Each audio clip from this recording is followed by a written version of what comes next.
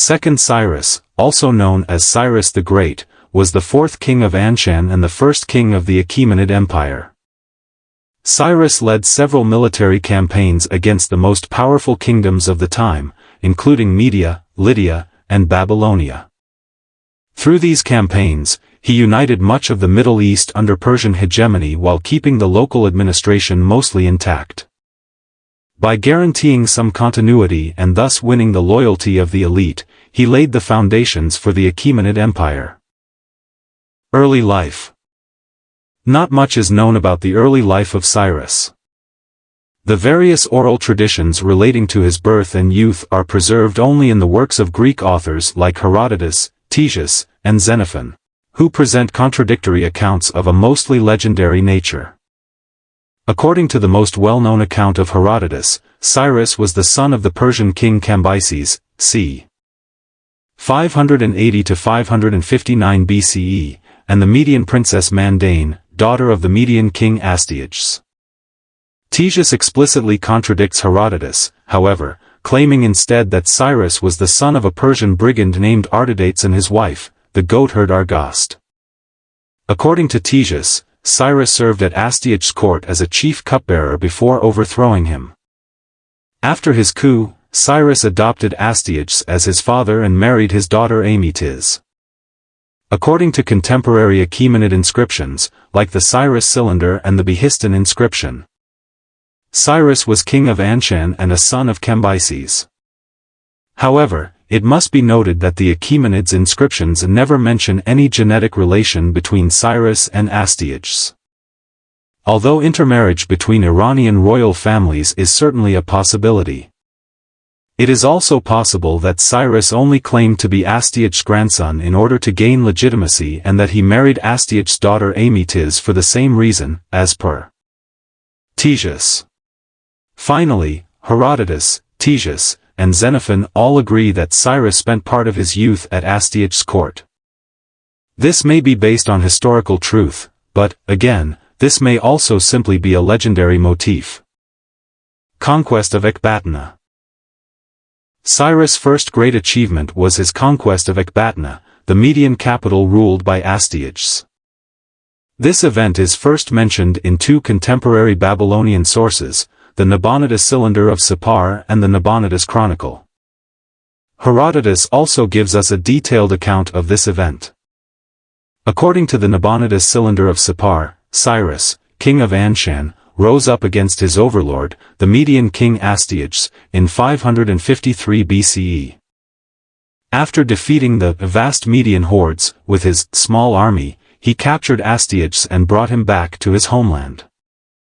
The Nabonidus Chronicle states instead that Astyages marched on Cyrus in 550 BCE, but his army rebelled against him, took him captive and handed him over to Cyrus. Cyrus then took Ecbatana and carried off the spoils. The discrepancy in dates between these two sources may be explained by assuming that Cyrus started his rebellion in 553 BCE. That Astyages marched against Cyrus in 550 BCE and that the revolt in the Median army happened during that campaign. Herodotus' account agrees with the Nabonidus Chronicle up to a great degree. Herodotus states that Harpagus, a Median nobleman, encouraged Cyrus to rise up against Astyages, who had wronged him in the past. Harpagus sought support from among the other Median nobles, who were also unhappy with Astyages' rule. Astyages, upon hearing about Cyrus' rebellion, appointed the same Harpagus to lead the Median army against Cyrus. When the Median and Persian armies met, Harpagus and the other noblemen crossed over to Cyrus as planned. All sources agree that Cyrus spared Astyages' life. If we are to believe Ctesias, Cyrus even adopted Astyages as his father and married his daughter Amytis, presenting himself as the rightful successor of Astyages as king of the Medes. It is often assumed that Cyrus took over all the lands that had been conquered by the Medes, which according to Herodotus encompassed all of Asia except for Assyria. However, recent research concludes that the territory of the Medes was much smaller or even that there was no Median Empire at all. Still, it seems likely that Cyrus' power and prestige on the Iranian plateau increased greatly after this victory. Building of Pasargadae.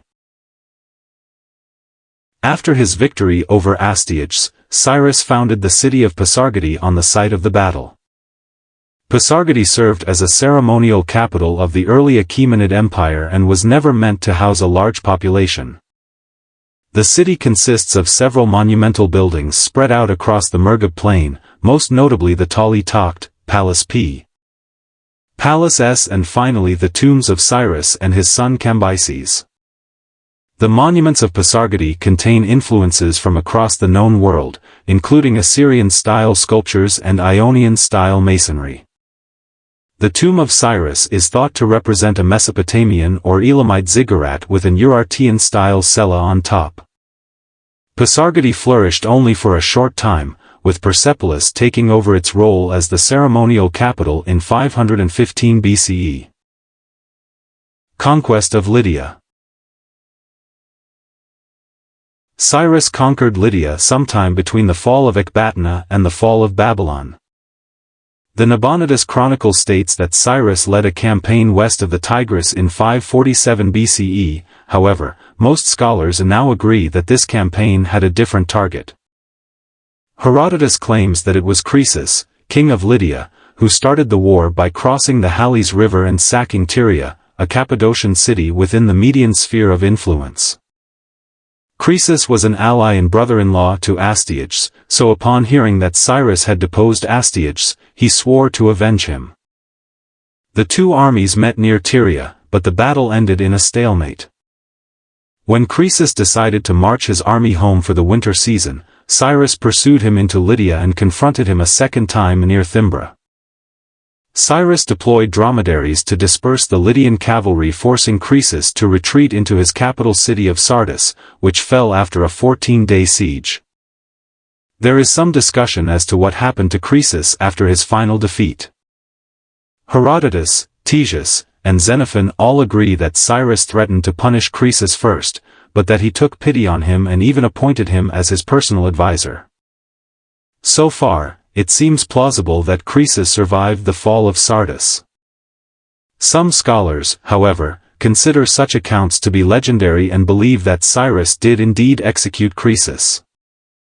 After the fall of Sardis, Cyrus put a Lydian named Pactyes in charge of Croesus' treasury. Pactyes' job was to send these treasures to Persia, but, instead, he organized a revolt, hiring mercenaries. Cyrus sent his general Mazars to quell the rebellion, but due to his untimely death, it was Harpagus who completed the conquest of Asia Minor, capturing the cities of Lycia, Cilicia, and Phoenicia by building earthworks. Conquest of Babylon. In 539 BCE, Cyrus invaded the Babylonian Empire, following the banks of the Jinns on his way to Babylon. He allegedly dug canals to divert the river's stream, making it easier to cross. Cyrus met and routed the Babylonian army in battle near Opis, where the Diyala flows into the Tigris. After this, the people of Sippar opened their gates to him without resistance. The Babylonian king Nabonidus fled, and Cyrus sent his servant Ugbaru, the governor of Gutium, to capture Babylon. Ugbaru captured the outer The Babylonian king Nabonidus fled, and Cyrus sent his servant Ugbaru, the governor of Gutium, to capture Babylon. Ugbaru captured the outer neighborhoods of Babylon, with only the temple district of Esagil remaining under Babylonian control. After 2 weeks, Cyrus was welcomed into Babylon with festivities. With Babylon under Persian control, Cyrus could add the title, King of Babylon, to his name. He inherited all the territories that had belonged to the Babylonian Empire, and he apparently had no trouble pacifying these regions. In fact, Harpagus may already have conquered much of the Mediterranean coast before Cyrus attacked Babylon. Cyrus now ruled over the fertile river valleys of Mesopotamia, in addition to the rich Mediterranean coast. Cyrus Cylinder. Not long after the conquest of Babylon, Cyrus commissioned a building inscription to be written in his name. This building inscription, better known as the Cyrus Cylinder, served to explain and justify Cyrus' conquest of Babylon to a Babylonian audience. The document appeals heavily to the Babylonian ideals of kingship. Nabonidus is described as an incompetent, godless king, while Cyrus is described as a divinely appointed savior. The Cyrus cylinder starts off by claiming that Nabonidus neglected the cult of Marduk, the patron god of Babylon. Nabonidus did indeed prefer the moon god Sin over the national god Marduk, so there may be some truth to this. Still, it is likely that the neglect of the cult of Marduk was strongly exaggerated. Nabonidus also imposed heavy labor on his people, perhaps in preparation for the Persian invasion. Marduk, feeling pity for the people of Babylon, searches all the lands for a truly righteous king, eventually choosing Cyrus of Anshan. Marduk leads Cyrus to victory against the Medes and helps him capture Babylon without a battle. Cyrus then introduces himself first as a king of Babylon, a king of Anshan, a descendant of Tispes, and a favorite of Marduk. Cyrus claims that he has not pillaged the city, that he has not frightened anyone, that he had worshipped Marduk daily, and that he had freed the people of Babylon from the heavy labor that Nabonidus had imposed on them. Cyrus also claims to have returned the idols that Nabonidus had brought to Babylon from temples all across Mesopotamia, back to their temples, along with their temple personnel. Cyrus finishes his speech with a prayer to Marduk and a description of his building activities. Death. As with his birth and youth, not much is known about the last 9 years of Cyrus' life. Herodotus claims that Cyrus died fighting the Massagetæ, a nomadic people who lived across the Iaxartes. Queen Tomiris of the Massagetæ allegedly beheaded Cyrus in order to avenge the death of her son at his hands. Ctesias claims instead that Cyrus died trying to put down a revolt of the Dervises, another nomadic people from Central Asia, while Berossus claims that Cyrus died fighting the Dahi nomads.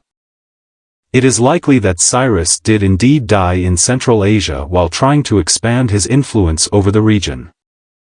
From Babylonian letters, it is known that Cyrus died before December 530 BCE.